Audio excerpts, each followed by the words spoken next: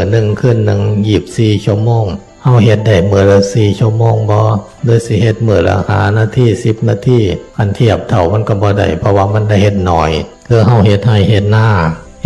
นี่เฮ็ดน้อยเวลาน้อยแต่วันยามเจ็บเกี่ยวอยากได้หลายมันก็บ่ได้หลายเห็นหมู่ได้ก็อยากได้หลายนำเฮ็ดบ่ซ้ำกำลังเจ้าของนี่คือความอยากบ่พอเพิ่นว่าถ้าเฮาอยากได้อยากดีอยากเป็นอยากมีอยากรู้อยากเห็นฝืนธรรมชาติน้ำมันเชี่ยวพายเรือขึ้นเหนือน้ำมันไหลแห้งเท่าใดก็ออกกำลังพายดันบืนใจเบิกบืนเพิ่นว่าสู่ต่อ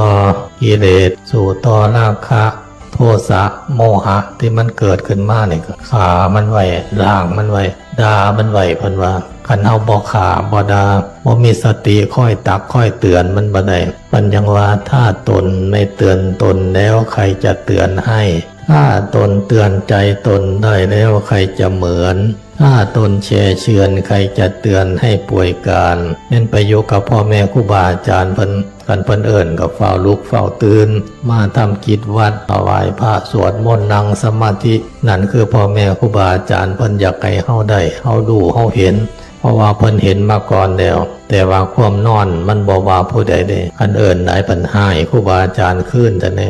สินอนก็บ่ได้นอนนักเมามาเอิ้นอยากกินก็กินบ่ได้เต็มที่อยากนอนก็นอนบ่หลับเต็มที่มันไปด่าครูบาอาจารย์นี่ก็บ่ได้ว่าเพิ่นอยากให้เฮาได้เพิ่นอยากให้เฮารู้เพิ่นอยากให้เฮาเห็นเพิ่นจัง